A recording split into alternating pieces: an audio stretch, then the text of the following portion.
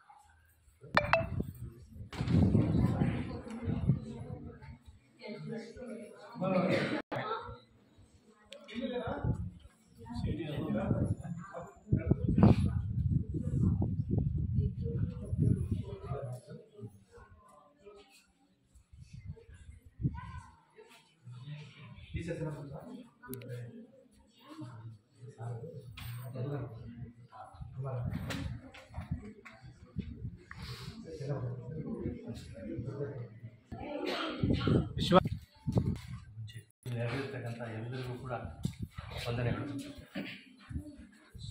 ಇವತ್ತಿನ ದಿನ ನಾವು ಇಲ್ಲಿ ಸೇರಿರ್ತಕ್ಕಂತಹ ಒಂದು ಮಹೋದ್ದೇಶ 2023-24ನೇ ಸಾಲಿನ SSLC ಪರೀಕ್ಷೆಯಲ್ಲಿ ನಮ್ಮ ಶಾಲೆಯಲ್ಲಿ ಓದಿ ಹೆಚ್ಚು ಅಂಕ ಗಳಿಸಿರ್ತಕ್ಕಂತಹ 3 ಜನ ವಿದ್ಯಾರ್ಥಿಗಳಿಗೆ ಪ್ರತಿಭಾ ಪುರಸ್ಕಾರವನ್ನು ನಾವು ಹಮ್ಮಿಕೊಂಡಿದ್ದೇವೆ. ಇವತ್ತಿನ ದಿನ ಈ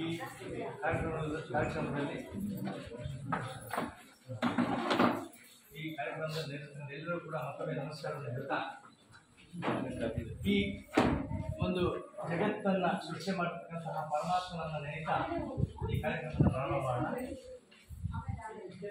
ಇದನ್ನು ಸೃಷ್ಟಿ ಮಾಡಿರ್ತಕ್ಕಂತಹ ಪರಮೇಶ್ವರನಿಗೆ ಅವನ ಪಾದಚರಣಗಳಲ್ಲಿ ವಂದಿಸ್ತಾ, ಅವನೇ ಸರ್ವವಿದ್ಯೆ ನಿಧಿ, ಸರ್ವ ರೋಗಗಳ ನಿವಾರಕ ಮತ್ತು ನಮಗೆ ಸರ್ವವನ್ನು ದಯಪಾಲಿಸತಕ್ಕಂತಹ ಕರುಣಾಮಯಿ ಅವನ ಚರಣ ಕಮಲಗಳಲ್ಲಿ ವಂದಿಸ್ತಾ ಈ ಕಾರ್ಯಕ್ರಮವನ್ನು ಪ್ರಾರಂಭ ಮಾಡೋಣ. ಮೊದಲನೇದಾಗಿ ಒಂದೆರಡು ಮಾತನ್ನು ಆಡಲಿಕ್ಕೆ ಇಷ್ಟಪಡ್ತೀನಿ. ಏನಪ್ಪ ಅಂದರೆ, ನಮ್ಮ ಮಾನವನ ಗುರಿ, ನಾವು ಮನುಷ್ಯ ಹುಟ್ಟಿರ್ತಕ್ಕಂಥದ್ದು ಸುಮಾರು 84 ಲಕ್ಷ ಜನ್ಮಗಳ ನಂತರ ಮನುಷ್ಯ ಜನ್ಮಕ್ಕೆ ಬರ್ತೀವಿ ಎಂದು ಶಾಸ್ತ್ರಗಳಲ್ಲಿ ನಾವು ತಿಳ್ಕೊಂಡಿದ್ದೇವೆ. ಸೊ ಮಾನವನ ಈ ಜನ್ಮದ ಮಹದೋದ್ದೇಶ ಅಥವಾ ಏಕೈಕ ಉದ್ದೇಶ ಏನಪ್ಪ ಅಂದರೆ ಮೋಕ್ಷ ಸಾಧನೆ ಮಾಡಬೇಕು. ಮೋಕ್ಷ ಸಾಧನೆ ಅಂದರೆ ನಾವು ಎಲ್ಲಿಂದ ಬಂದಿದ್ದೇವೋ ಪರಮಾತ್ಮನಿಂದ ಮತ್ತೆ ಅವನಲ್ಲೇ ಸೇರಿಕೊಳ್ತಕ್ಕಂಥದ್ದು, ಅದರ ಕಡೆಗೆ ನಾವು ಚಲಿಸಬೇಕು. ಇದು ಅದೇ ನಮ್ಮ ಮಾನವನ ಏಕೈಕ ಗುರಿ, ನಮ್ಮ ಜೀವನದ ಉದ್ದೇಶ. ಸೊ ಇದಕ್ಕೆ ನಮ್ಮ ಹಿಂದಿನ ಜನ್ಮದ ಅನೇಕ ಕರ್ಮ ಫಲಗಳು ನಾವು ಅನುಭವಿಸ್ತಾನೆ ಹೋಗಬೇಕಾಗುತ್ತೆ. ಅದು ನಮ್ಮ ಕಾಲನ್ನು ಎಳಿತಾನೆ ಇರ್ತಾರೆ. ನಮ್ಮ ಹಿಂದಿನ ಜನ್ಮದ ಪ್ರಾರಬ್ಧ ಕರ್ಮ, ಆಗಾಮಿ ಕರ್ಮ ಮತ್ತು ಸಂಚಿತ ಕರ್ಮ ಅಂತ ಹೇಳ್ತೀವಿ. 3 ರೀತಿಯ ಕರ್ಮ ಫಲಗಳನ್ನು ನಾವು ಅನುಭವಿಸ್ತಾ ಈ ಸಾಧನೆಯ ಹಾದಿಯಲ್ಲಿ ಹೆಜ್ಜೆ ಹಾಕಬೇಕಾಗುತ್ತೆ. ಅನೇಕ ಸಂದರ್ಭಗಳಲ್ಲಿ ನಮಗೆ ಬರ್ತಕ್ಕಂಥ ಕಷ್ಟಗಳನ್ನು ತಡೆಯೋದು ತುಂಬ ಕಷ್ಟವಾಗುತ್ತೆ. ಆಗ ಮಾತ್ರ ನಾವು ಸಾಧನೆ ಹಾದಿಯಲ್ಲಿ ಸುಗಮವಾಗಿ ನಡೆಯಲಿಕ್ಕೆ ಸಾಧ್ಯ. ನಮ್ಮ ಎಲ್ಲ ಸಮಸ್ಯೆಗಳನ್ನು ಅವನು ಬಗೆಹರಿಸ್ತಾ ನಮ್ಮನ್ನು ಅವನ ಕಡೆಗೆ ಸೆಳೆಕೊಳ್ತಾ, ಇಲ್ಲಿ ಸರೆಂಡರ್ ಅಂತೀವಿ ನಾವು, ಸೆಲ್ಫ್ ಸರೆಂಡರ್. ಇದು ಬಹಳ ಮುಖ್ಯ. ಇದು ಬಹಳ ಎತ್ತರವಾದಂತಹ ಬಹಳ ಶ್ರೇಷ್ಠ ಸಂಗತಿ. ಸೆಲ್ಫ್ ಸರೆಂಡರ್ ಬಂದ್ಬಿಡ್ತು ಅಂದರೆ ಒಬ್ಬ ವ್ಯಕ್ತಿಗೆ ಅವನ ಜೀವನದ ಗುರಿಯನ್ನು ಮುಟ್ಟೋದಕ್ಕೆ ಏನು ಕಷ್ಟ ಆಗಲ್ಲ. ಸೊ ಈ ಒಂದೆರಡು ಮಾತನ್ನು ಹಾಡ್ತಾ ಮತ್ತೊಮ್ಮೆ ಪರಮಾತ್ಮನ ಪಾದಚರಣೆಗಳಲ್ಲಿ ನಮಿಸ್ತಾ ಇವತ್ತಿನ ಈ ಕಾರ್ಯಕ್ರಮವನ್ನು ಪ್ರಾರಂಭ ಮಾಡೋಣ. ಮೊದಲನೇದಾಗಿ ಪ್ರಾರ್ಥನೆ. 9ನೇ ತರಗತಿ ವಿದ್ಯಾರ್ಥಿನಿಯಾದಂತಹ ವಿದ್ಯಾಶ್ರೀ ಮತ್ತು ತಂಡದವರು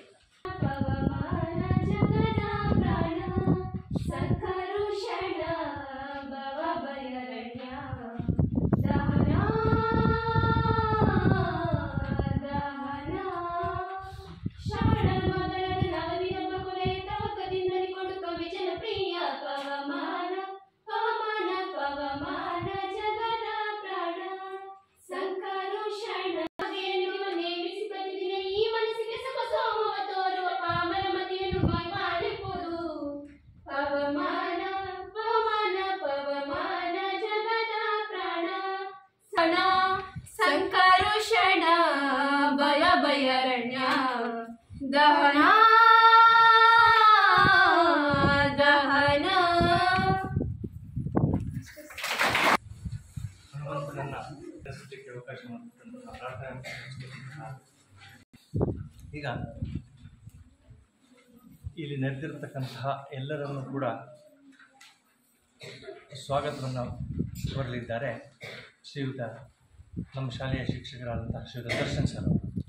ಸರ್ಕಾರಿ ಪ್ರೌಢಶಾಲೆ ಬೆಳಗೊಂಡಹಳ್ಳಿ 2023-24ನೇ ಸಾಲಿನ 10ನೇ ತರಗತಿಯಲ್ಲಿ ಹೆಚ್ಚು ಅಂಕಗಳನ್ನು ಪಡೆದಂತಹ ವಿದ್ಯಾರ್ಥಿಗಳಿಗೆ ನಮ್ಮ ಶಾಲೆಯಲ್ಲಿ ಈ ದಿನ ನಾವು ಸರಳವಾಗಿ ಕಾರ್ಯಕ್ರಮವನ್ನು ಹಮ್ಮಿಕೊಂಡಿದ್ದೇವೆ. ಈ ಕಾರ್ಯಕ್ರಮವನ್ನು ನಡೆಸಲಿಕ್ಕಾಗಿ ಶಾಲೆ ಪ್ರಾರಂಭವಾದಾಗಲಿಂದ ಸಮೇತ ಶಿವಜ್ಞಾನ ವಿದ್ಯಾಕೇಂದ್ರ ಸಂಸ್ಥೆಯವರು ಈ ಕಾರ್ಯಕ್ರಮವನ್ನು ನಮ್ಮ ಶಾಲೆಯಲ್ಲಿ ಆಯೋಜನೆ ಮಾಡ್ತಾ ಇದ್ದಾರೆ. ಈ ಕಾರ್ಯಕ್ರಮಕ್ಕೆ ಅಧ್ಯಕ್ಷತೆಯನ್ನು ವಹಿಸಿಕೊಂಡಿರುವಂತಹ ನಮ್ಮ ಶಾಲೆಯ ಪ್ರಭಾವಿ ಮುಖ್ಯ ಶಿಕ್ಷಕರಾದಂತಹ ಶ್ರೀ ಪ್ರಕಾಶ್ ಅವರಿಗೆ ಈ ಕಾರ್ಯಕ್ರಮದ ಪರವಾಗಿ ಮತ್ತು ಎಲ್ಲ ಗಣ್ಯರ ಪರವಾಗಿ ಮತ್ತು ಎಲ್ಲ ವಿದ್ಯಾರ್ಥಿನಿಯರ ಪರವಾಗಿ ಸ್ವಾಗತವನ್ನು ಕೋರ್ತೇವೆ.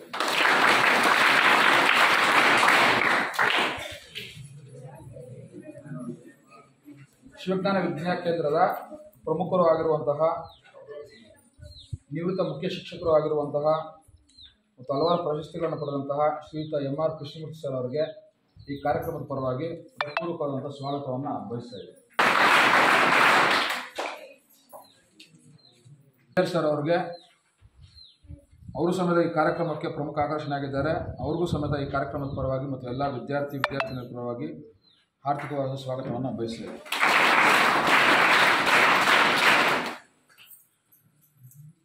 ಶ್ರೀಯುತರ ಶ್ರೀನಿವಾಸ್ ಮೂರ್ತಿ ಅವರು ಸಮೇತ ಅವರ ಅನುಪಸ್ಥಿತಿಯಲ್ಲಿ ಅವ್ರಿಗೂ ಸಹ ಈ ಕಾರ್ಯಕ್ರಮಕ್ಕೆ ಹೃತ್ಪೂರ್ವಕವಾದ ಸ್ವಾಗತವನ್ನು ಬಯಸ್ತಾ ಇದ್ದೀನಿ.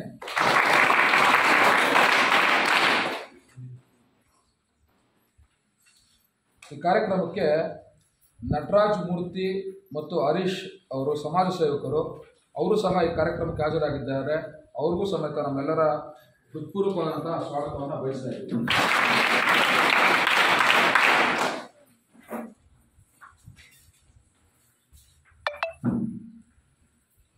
ಮೀನುಗಾರಿಕೆ ಇಲಾಖೆಯ ಅಧೀಕ್ಷಕರು ಆಗಿರುವಂತಹ ಶ್ರೀಮತಿ ಶ್ಯಾಮಲಾ ಅವರು ಹಾಜರಾಗಿದ್ದಾರೆ. ಅವ್ರಿಗೂ ಸಮೇತ ಈ ಕಾರ್ಯಕ್ರಮದ ಪರವಾಗಿ ಸ್ವಾಗತವನ್ನು ಬಯಸ್ತಾ ಇದ್ದೀವಿ.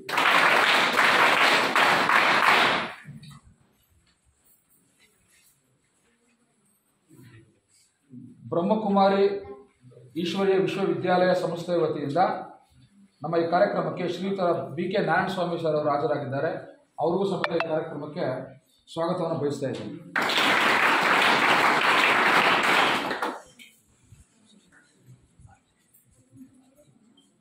ಸೊ ಈ ಕಾರ್ಯಕ್ರಮಕ್ಕೆ ಪ್ರಮುಖರಾಗಿರುವಂತಹ ಶ್ರೀ ವೆಂಕಟೇಶ್ ಸಾಯರ್ ಅವರು ಸಮೇತ ಹಾಜರಾಗಿದ್ದಾರೆ. ಅವ್ರಿಗೂ ಸಮೇತ ಈ ಕಾರ್ಯಕ್ರಮದ ಪರವಾಗಿ ಹಾರ್ದಿಕವಾದ ಸ್ವಾಗತವನ್ನು ಬಯಸ್ತಾರೆ. ಸೊ ಬ್ರಹ್ಮಕುಮಾರಿ ಈಶ್ವರಿ ವಿಶ್ವವಿದ್ಯಾಲಯ ವತಿಯಿಂದ ಶ್ರೀಮತಿ BK ಭಾರತಿ ಅವರು ಹಾಜರಾಗಿದ್ದಾರೆ. ಅವ್ರಿಗೂ ಸಮೇತ ಈ ಕಾರ್ಯಕ್ರಮದ ಪರವಾಗಿ ಸ್ವಾಗತವನ್ನು ಬಯಸ್ತಾರೆ.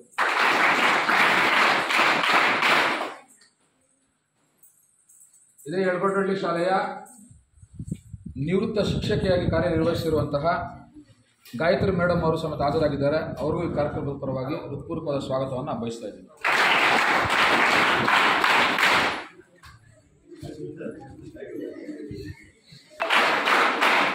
ಈ ಕಾರ್ಯಕ್ರಮದ ಪರವಾಗಿ ಸ್ವಾಗತವನ್ನು ಬಯಸ್ತಾ ಇದ್ದೀನಿ. ನಮ್ಮ ಶಾಲೆಯ ಎಲ್ಲ ಬೋಧಕೇತರ ಸಿಬ್ಬಂದಿಯವರಿಗೂ ಸಮೇತ ಕಾರ್ಯಕ್ರಮದ ಪರವಾಗಿ ಎಲ್ಲ ವಿದ್ಯಾರ್ಥಿಗಳ ಪರವಾಗಿ ಎಲ್ಲ ಗಣ್ಯರ ಪರವಾಗಿ ಈ ಕಾರ್ಯಕ್ರಮಕ್ಕೆ ಸ್ವಾಗತವನ್ನು ಬಯಸ್ತಾ ಇದ್ದೀವಿ.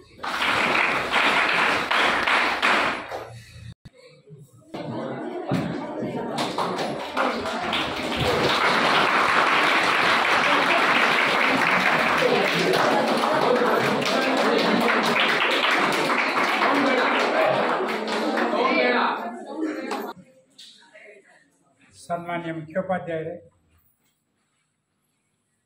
ವೇದಿಕೆ ಮೇಲೆ ಆಸೀನರಾಗಿರುವ ಎಲ್ಲ ಅಣ್ಣಂದರೆ, ಅಕ್ಕಂದರೆ, ಪೂಜ್ಯನೀಯ ಗುರುಗಳೇ, ಗುರುಮಾತೆಯರೇ, ಮಕ್ಕಳೇ, ಈ ಶಾಲೆಯಲ್ಲಿ ಕಳೆದ 11 ವರ್ಷಗಳಿಂದ ಈ ಒಂದು ಕಾರ್ಯಕ್ರಮ ನಡೀತಾ ಇದೆ. ಪ್ರತಿಭಾ ಪುರಸ್ಕಾರ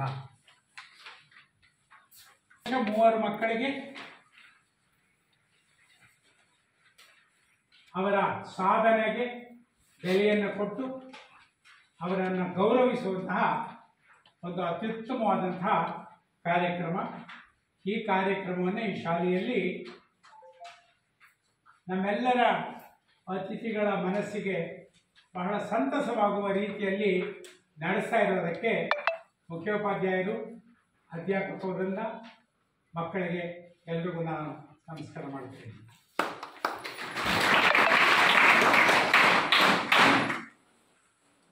ಮಕ್ಕಳೇ, ನಾನು ಹೋದ ವರ್ಷ ಮಾತಾಡ್ತಾ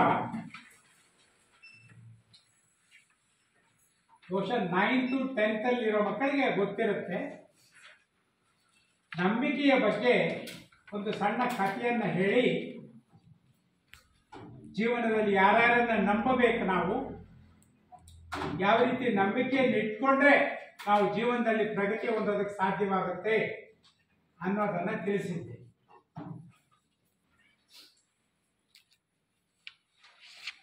ಆವಾಗ ಒಂದು ಪತ್ರಿಕೆಯ ಬಗ್ಗೆನೂ ಹೇಳಿದ್ದೆ ನಿಮಗೆ. ಬೋಧಿ ವೃಕ್ಷ ಎನ್ನುವ ಪತ್ರಿಕೆ ಪ್ರತಿ ಶನಿವಾರ ಬರುತ್ತೆ. 12 ಪುಟಗಳ ಪತ್ರಿಕೆ. ಆ 12 ಪುಟಗಳಲ್ಲಿ ಇರುವಂತಹ ಪ್ರತಿ ಅಕ್ಷರವನ್ನ ಯಾರು ಜೀವನದಲ್ಲಿ ಓದ್ತಾರೆ ಖಂಡಿತವಾಗಿ ಅವರ ಜೀವನ ಸಾರ್ಥಕವಾಗುತ್ತೆ ಅಂತ ಹೇಳಿದ್ದೆ. ಯಾರು ನೋಡಿದಿರೋ ನೋಡಿಲ್ವೋ ಗೊತ್ತಿಲ್ಲ, ಈಗಲೂ ಹೇಳ್ತೀನಿ, ದಯವಿಟ್ಟು ಸಾಧ್ಯವಾದರೆ ನೋಡಿ. ಅದರಲ್ಲೇ ಬಂದಿರುವಂತಹ ಇನ್ನೊಂದು ಸಣ್ಣ ಕಥೆಯನ್ನ ನಿಮ್ಮ ಮುಂದೆ ಹೇಳಕ್ಕೆ ಇಷ್ಟಪಡ್ತೀನಿ. ಒಂದು ಸಣ್ಣ ಮಗು, 4-5 ವರ್ಷದ ಮಗು,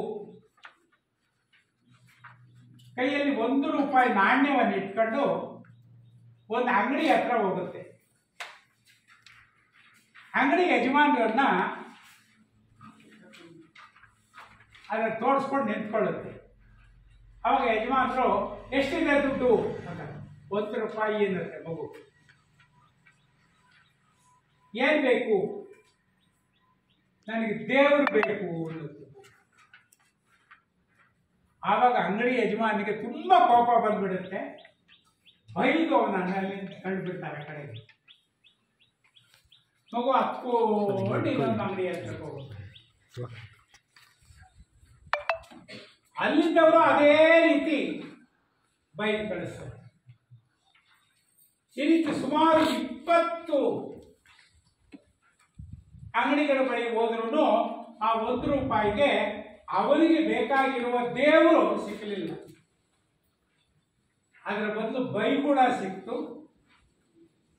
ಅವನನ್ನ ಹೊರಗಡೆಗೆ ತಳ್ಳಿದ್ರು. ಅದು ಸಿಕ್ತು. ಕೊನೆಯಲ್ಲಿ ಒಂದು ಅಂಗಡಿ ಇತ್ತು. ಆ ಅಂಗಡಿಯಲ್ಲಿ ಇಂಥ ವಯಸ್ಸಾದ ಒಬ್ಬ ತಾತ ಇದ್ರು, ತುಂಬಾ ವಯಸ್ಸಾದವರು. ಅವರು ಇದನ್ನು ನೋಡ್ತಾನೆ ಇದ್ದಾರೆ ಏನಾಗ್ತಾ ಇದೆ ಅಂತ. ಆಮೇಲೆ ಮಗುನ ಕರೆದು, ಎಷ್ಟಿದೆ ಮಗುನ ಹತ್ರ ಕಾಸು? 1 ರೂಪಾಯಿ ಇದೆ ಅಂತ ಹೇಳಿದ ಮಗು. ಏನ್ ಬೇಕು? ನನಗೆ ದೇವರು ಬೇಕು. ಹೌದಾ, ಬಾ ಅಂತ ಹೇಳಿದ. ಅಂಗಡಿ ಒಳಗೆ ಕರ್ಕೊಂಡೋದು. ನಿನಗೆ ದೇವರು ಯಾತಕ್ಕೆ ಬೇಕು? ಪ್ರಶ್ನೆ ಹಾಕಿದ್ರು.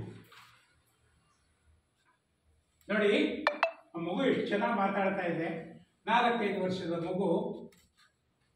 ನಾನು ನಮ್ಮ ತಾಯಿ ಇಬ್ಬರೇ ಮನೆಯಲ್ಲಿದ್ದೇವೆ. ಪ್ರತಿದಿನ ನಮ್ಮಮ್ಮ ನನಗೆ ಊಟ ಕೊಡ್ತಾಳೆ, ಹೊಟ್ಟೆ ತುಂಬ ಹಾಕ್ತಾಳೆ, ಪಕ್ಕದಲ್ಲಿ ಮಲಗಿಸ್ಕೋತಾಳೆ, ಕತೆ ಹೇಳ್ತಾಳೆ, ನಾನು ನಿದ್ದೆ ಮಾಡಿಸ್ತಾಳೆ, ಪ್ರತಿದಿನ ನನಗೆ ಸ್ನಾನ ಮಾಡಿಸ್ತಾಳೆ, ಒಗೆದ ಬಟ್ಟೆ ಹಾಕ್ತಾಳೆ, ಚೆನ್ನಾಗಿ ನೋಡ್ಕೋತಾ ಇದ್ದಾಳೆ. ಏನಪ್ಪ ಹಾಗಾದ್ರೆ ಈಗೇನಾಗಿದೆ? ನೀನು ದೇವ್ರು ನೋಡ್ಕೊಂಡ್ ಬಂದಿದೀಯಲ್ಲ. ನಮ್ಮಮ್ಮಗೆ ಮೈ ಹುಷಾರಿಲ್ಲ, ಕಾಯಿಲೆ ಆಗಿದೆ, ಆಸ್ಪತ್ರೆಯಲ್ಲಿದ್ದಾರೆ.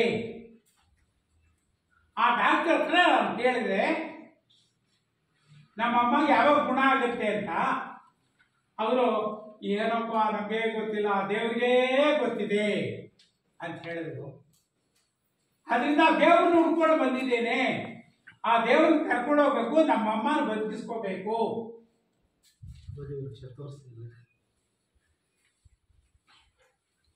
ಒಂದ್ಸಲನೂ ತೋರಿಸಿದ್ದೆ ಬೋಧಿ ವೃಕ್ಷ, ಈ ಸಲ ತೋರಿಸ್ತಾ ಇದ್ದೇನೆ.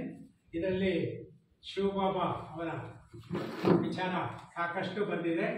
ಇದು 24 ಪುಟಗಳ ಒಂದು ವಿಶೇಷ ಪತ್ರಿಕೆ ಬರ್ತಾ ಇದೆ ಆಗಾಗ ಇದಕ್ಕೆ ಬರುತ್ತೆ. ಶಿವರಾತ್ರಿ ಸಂದರ್ಭದಲ್ಲೂ ಬರುತ್ತೆ. ಈ ಸಲ ಈಶ್ವರನ ಪೂರ್ತಿ ಈಶ್ವರನ ಪೂರ್ತಿ ಇರುತ್ತೆ, ಎಲ್ಲ ಅದೇ ಇರುತ್ತೆ.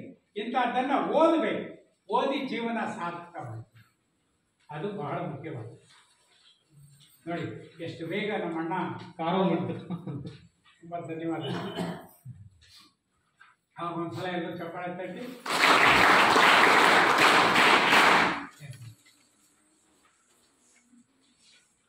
ಆವಾಗ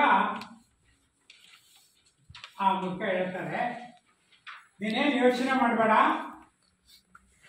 ಆ ₹1 ನನಗೆ ಬೇಡ, ನಿನ್ನ ಹತ್ರನೇ ಇಟ್ಕೋ, ನಾನು ದೇವ್ರನ್ನ ಕಳಿಸ್ತೀನಿ ಆಸ್ಪತ್ರೆಗೆ, ನೀನು ಹೋಗು, ನಿಮ್ಮಮ್ಮ ಬರ್ತಾರೆ ಮನೆಗೆ ಎಂದು. ಅವನಿಗೆ ಆನಂದ ಆಗೋಯ್ತು. ಅವ್ರು ಗಟ್ಟಿಯಾಗಿ ಇಟ್ಕೊಂಡ್ಬಿಟ್ಟ ತಾತನ.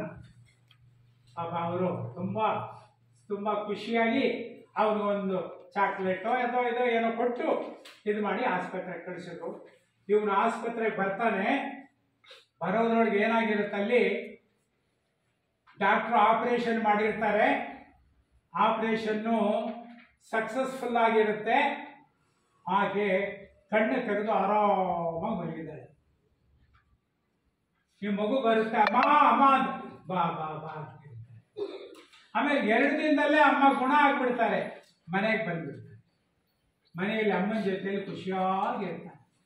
ನೋಡಿ, ಅವನಿಗೆ ದೇವರ ಮೇಲಿನ ನಂಬಿಕೆ, ದೇವರು ಎಲ್ಲಿದ್ದಾನೆ ಹೇಗೆ ಅನ್ನೋದು ಗೊತ್ತಿಲ್ಲ ಅವನಿಗೇನು.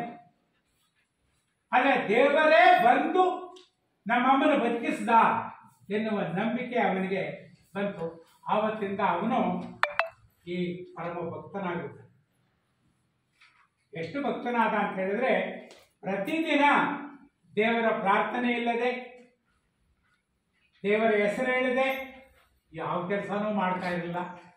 ಜೀವನದಲ್ಲಿ ಅವನು ಬಹಳ ಪ್ರವರ್ಧಮಾನನಾಗಿ ದೊಡ್ಡ ವ್ಯಕ್ತಿಯಾಗಿ ಅವರ ತಾಯಿನೂ ಚೆನ್ನಾಗಿ ಸಾಕೊಂಡು ತಾನು ಚೆನ್ನಾಗಿರ್ತಾನೆ. ಇದು ಒಂದು ಸಣ್ಣ ಕಥೆ, ನಂಬಿಕೆ. ನೋಡಿ, ಮಗುಗೆ ನಮಗೆ ಆಗಲಿ ದೇವರನ್ನು ಕರ್ಕೊಂಬರಕ್ಕಾಗುತ್ತೆ, ನಮಗೆ ಗೊತ್ತಾ ಎಲ್ಲಿದ್ದಾನೆ ಹೇಗಿದ್ದಾನೆ ಅಂತ. ಆದರೆ ಇದ್ದಾನೆ ಎನ್ನುವ ನಂಬಿಕೆ ಇದ್ದರೆ, ನೋಡಿದ ತಕ್ಷಣ ನಮಗೆ ಈ ಭಗವಂತ ಇದ್ದಾನೆ, ಶಿವಬಾಬಾ ಇದ್ದಾನೆ, ಈಶ್ವರ ಇದ್ದಾನೆ, ಭಗವಂತ ಕಾಪಾಡ್ತಾನೆ, ರಾಮ ಕೃಷ್ಣ ಬೇಕಾದಷ್ಟು ಹೆಸರುಗಳು ಹೇಳ್ತೀವಿ, ಕಾಪಾಡ್ತಾನೆ ಎನ್ನುವ ನಂಬಿಕೆ ಇದ್ದರೆ ಆವಾಗ ಖಂಡಿತ ಭಗವಂತ ಒಲಿತಾನೆ. ಅದನ್ನೇ ನಾನು ಎಷ್ಟೋ ಸಲ ನಿಮ್ಗೆ ಹೇಳಿದ್ದೀನಿ. ಅನನ್ಯಾಸ್ ಚಿಂತೆಯಂತೋಮ ಯೇ ಜನಾ ಪರ್ಯುಪಾಸತೆ ತೇಷಾಂ ನಿತ್ಯಾಭಿಯುಕ್ತಾನಾಂ ಯೋಗಕ್ಷೇಮಂ ವಹಾಂ ಯಹಂ ಅಂತ ಭಗವಂತ ಹೇಳಿದ್ದಾನೆ. ಅವನ ಡ್ಯೂಟಿನಂತೆ ನಮ್ಮನ್ನು ಕಾಪಾಡೋದು. ನಾವು ಅವನು ಕಾಪಾಡಿದ್ರೆ ಸಾಕು ನಾವು ಕೇಳ್ಕೋತೀವಿ. ಆದರೆ ಭಗವಂತ ಹೇಳ್ತಾನೆ ಅವನ ಕರ್ತವ್ಯ ಅಂತ. ಯಾವಾಗ ಅವನ ಕರ್ತವ್ಯವನ್ನು ನಿರ್ವಹಿಸ್ತಾನೆ ಅನ್ನೋದನ್ನ ಆ ಶ್ಲೋಕದಲ್ಲಿ ಹೇಳಿದ್ದಾರೆ. ಯಾರು ಪ್ರಾಮಾಣಿಕವಾಗಿ ಭಕ್ತಿಯಿಂದ ಭಗವಂತನನ್ನ ಆರಾಧಿಸ್ತಾರೆ, ಖಂಡಿತವಾಗಿ ಭಗವಂತ ಅವರಿಗೆ ಒಳ್ಳೆಯದನ್ನು ಮಾಡ್ತಾನೆ. ನಾವು ನಮ್ಮ ಕರ್ಮಗಳನ್ನು ಮಾಡಬೇಕು, ಯಾವುದೇ ಪ್ರತಿಫಲಾಪೇಕ್ಷೆ ಇಲ್ಲದೆ ಕರ್ಮ ಮಾಡಬೇಕು. ನಮ್ಮ ಕರ್ಮ ಏನು ವಿದ್ಯಾರ್ಥಿಗಳದು? ಓದೋ ಕರ್ಮ. ಓದಬೇಕಾದ್ರೆ ಏನು ಮಾಡಬೇಕು? ನಮ್ಮ ಗುರುಗಳು ಗುರುಮಾತೆಯರ ಪಾದ ಸೇವೆ ಮಾಡಬೇಕು. ಪಾದ ಸೇವೆ ಮಾಡಬೇಕು ಅಂದರೆ ಅವ್ರ ಕಾಲು ತೊಳಿಬೇಕು ಅಂತ ಅಲ್ಲ, ಮನಸ್ಸಿನ ಒಳಗೆ ಭಕ್ತಿಯಿಂದ ಅವರ ಪಾದಕ್ಕೆ ನಮಸ್ಕಾರ ಮಾಡಬೇಕು.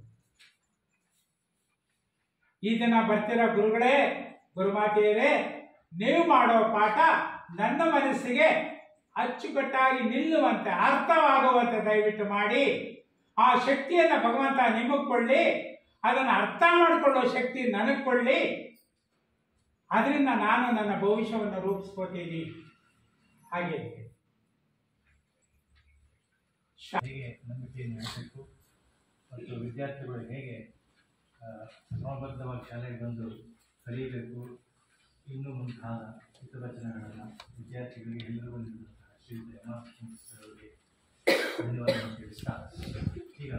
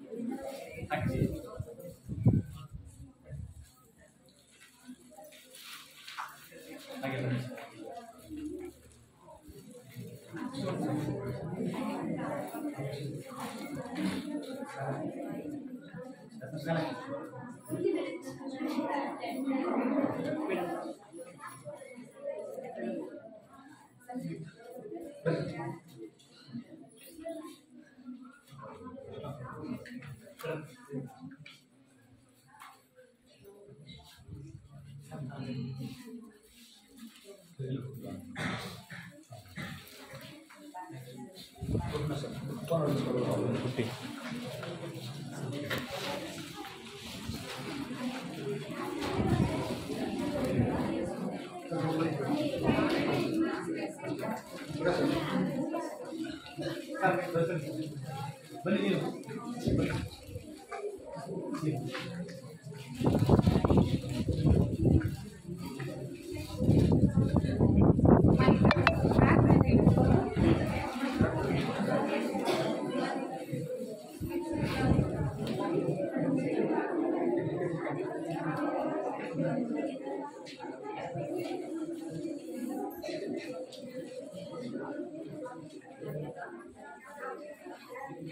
ಸರ್ ಎಲ್ಲ ಫೋಟೋ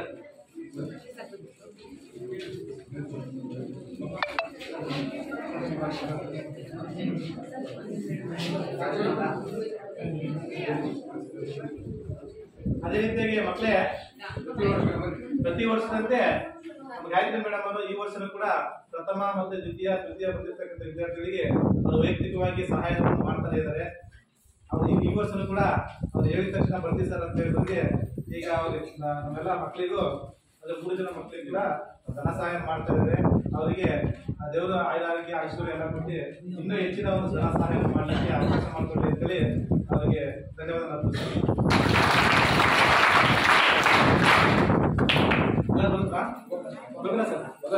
ಬನ್ನಿ ನೀವು ಬರೋಗೆ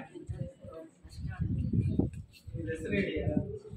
ಕಡೆಯಿಂದ ಹಾಂ ಸರ್, ಅಕ್ಷಯ ಪ್ರಥಮ ಬಹುಮಾನ 5 ಅಂಕಗಳು ಗಳಿಸಿದ್ದಾರೆ. ಅದೇ ರೀತಿ ರಾಜ್ಕುಮಾರ್ ಬಿ ಅದೇ ರೀತಿ ಸುಪ್ರಿಯಾ ಎಸ್ 41 ಅಂಕಗಳನ್ನು ತೃತೀಯ ಸ್ಥಳವನ್ನು ನಮ್ಮ ಶಾಲೆಗೆ ತಂದುಕೊಟ್ಟಿರ್ತಕ್ಕಂಥದ್ದು. ನಮ್ಮ ಶಾಲೆಯಿಂದ ಶಾಲೆಗೆ ಕೀರ್ತಿಯನ್ನು ತಂದಿರ್ತಕ್ಕಂಥದ್ದು ಕೂಡ ಧನ್ಯವಾದವನ್ನು ನಿಮ್ಮೆಲ್ಲರಿಗೂ ಸ್ಫೂರ್ತಿ ಆಗಬೇಕು. ಈಗ ನಮ್ಮ ನೀವು ಸ್ಕೋರ್ ಮಾಡ್ತೀರಲ್ಲ ಮುಂದಿನ ವರ್ಷದಲ್ಲಿ ನೋಡೋಣ ಮುಂದಿನ ವರ್ಷ ಯಾರು ಗೊತ್ತಾಗ್ತೀರಾ